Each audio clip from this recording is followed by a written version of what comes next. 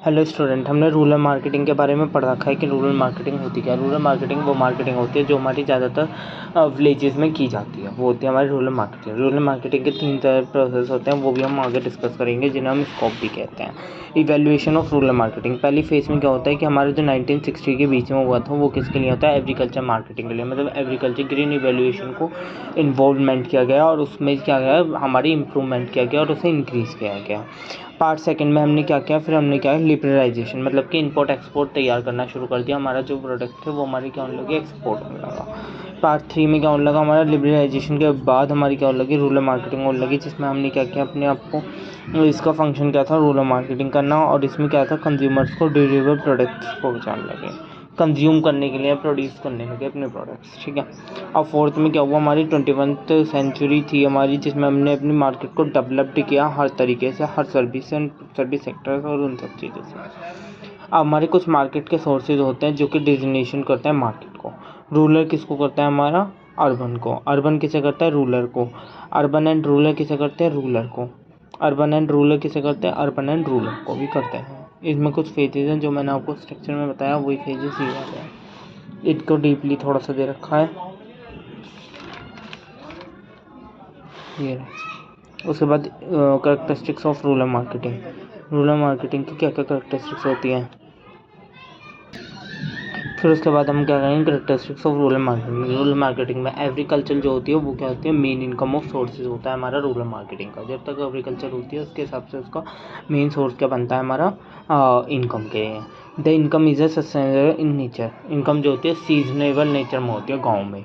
Seasonable मतलब कि हमारा क्या होता है कि जिस हिसाब से हमारी खेती प्रिपेयर होती है, एग्रीकल्चर प्रिपेयर होती है, उसके हिसाब से हमारी इनकम आती है। उसमें कोई एक पर्टिकुलरली टाइम पीरियड नहीं होता। ये लार्ज होती है रूरल मार्केटिंग जो होती है वो जीरोग्राफिकल सेक्टराइजेशन होती है। मतलब जीरोग्राफिकल मतलब कि बहुत तरीके से हो सकते हैं, एज, इनकम सेक्टर, इन सब चीज़ें होती हैं। इसमें शो किया जाता है रिलीजन्स, कास्ट, ये सब डाइवर्सिटीज़, इकोनॉमीज, डिस्पार्टीज, ये सब चीज़ें भी दिखाई जाती हैं। मार्केट जो है वो अनडेवलप्ड होती है। वहाँ पर पीपल जो होते हैं वो इतने एजुकेटेड नहीं होते हैं, वो परचेजिंग पावर, उनमें लैक ऑफ परचेजिंग पावर की प्रॉब्लम होती है, दिक्कतें होती हैं, ठीक है। एग्रीकल्चर जो होती है वो लार्जली होती है और सोशली होती है, बैकवर्ड होती है। सबसे कैपिटल जो होती है, पर कैपिटल इनकम जो होती है उनकी लो होती है, ठीक है। इसमें हमारी पुअर अंडरस्टैंडिंग्स होते हैं, मतलब कि जो कस्टमर्स होते हैं वो ज़्यादातर लीव कर नहीं पाते हैं, और इसमें सारी चीज़ें हमारी इस तरीके से होती हैं, ठीक है। और हमारे क्या होते हैं, why companies are going to rural market. Rural marketing में क्यों जाती है company, rural to rulers. Rural marketing में क्यों जाते हैं, रूरल मार्केटिंग का ये हमारे इसमें यहाँ पर नहीं है, ये हमारा यहाँ पे है।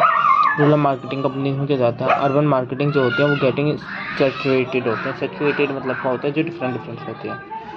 एक अगली होती है अनटैप मार्केटिंग होती है, ठीक है। राइजिंग डिस्पोजल इनकम, इस राइज होती है, डिस्पोजल इनकम ज़्यादा होती है। इसमें डिस्पोजल इनकम जो होती है वो राइज होती है। डिस्पोजल इनकम वो इनकम होती है जो एक्सपेंसेस को डिवाइड कर अपनी टोटल इनकम में से एक्सपेंसेस घटाने के बाद जो बाकी होती है वो ज़्यादा होती है वहाँ पर, ठीक है। उसके बाद हमारा रेसिस्टेंसिंग फ्रॉम अब्रोड, रेसिस्टेंसिंग फ्रॉम अब्रोड भी होती है। इम्पैक्ट होता है मीडिया का बहुत ज़्यादा उसमें इम्पैक्ट पड़ता है, ठीक है। और उसके बाद हमारे इससे कुछ स्कोप्स होते हैं जो कि हमारे किस तरीके का होते हैं।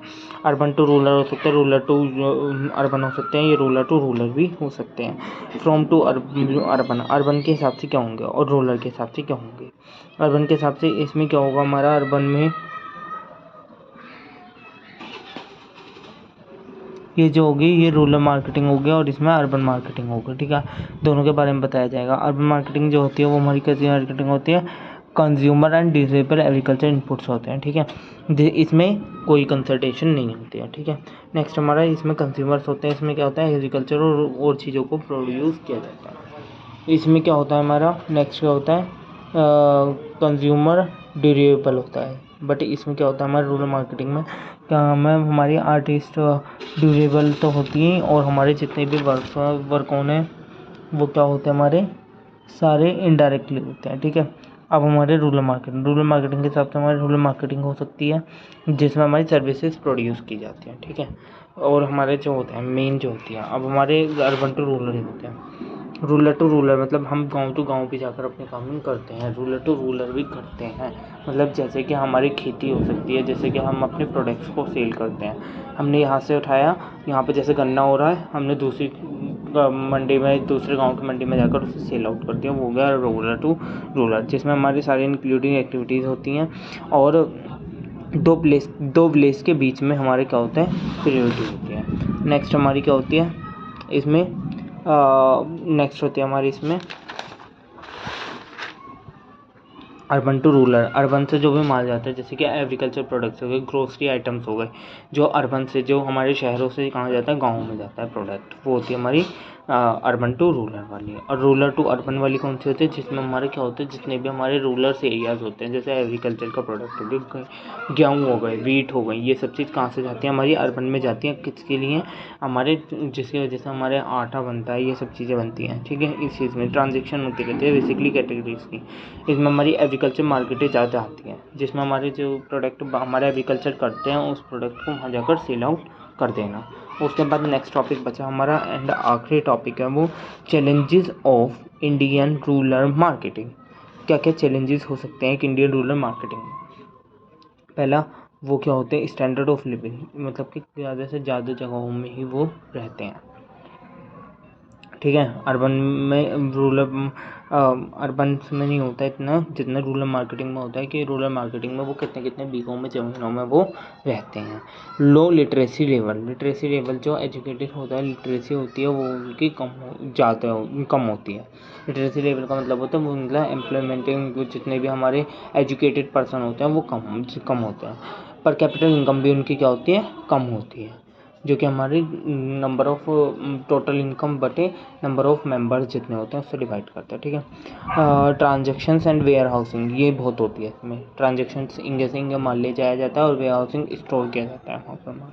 इफेक्टिव डिस्ट्रीब्यूशन चैनल, उनका डिस्ट्रीब्यूशन चैनल कैसा है प्रोडक्ट को एक सेल करने के लिए। मेन तरीके की लैंग्वेजेस हो सकती हैं, डाइवर्सिटी इन कल्चर बहुत सारे तरीके के होते हैं गाँव में, ठीक है। Lack of effective communication system, वहाँ पर एक दूसरे से बोलना बहुत कम पसंद करते हैं, वहाँ पर जो है कम्युनिकेशन चैनल से, कम्युनिकेशन सिस्टम का जो है बहुत ज़्यादा इम्पैक्ट पड़ता है। नेक्स्ट हमारा होता है सीजनल डिमांड का मतलब होता है कि मतलब वहाँ पर टाइम टू टाइम, सीजनली, मतलब कोई पर्टिकुलरली टाइम नहीं होता, किसी भी टाइम किसी भी चीज़ की डिमांड हो सकती है। नेक्स्ट हमारा डिस्पोज्ड मार्केट का मतलब होता है जिसमें हमारे जितनी भी हमारी मार्केट होती है उसमें किस किस तरीके के प्रोडक्ट्स हमारे अवेलेबल हो सकते हैं। Thank you so much, please like subscribe, next video में पढ़ेंगे।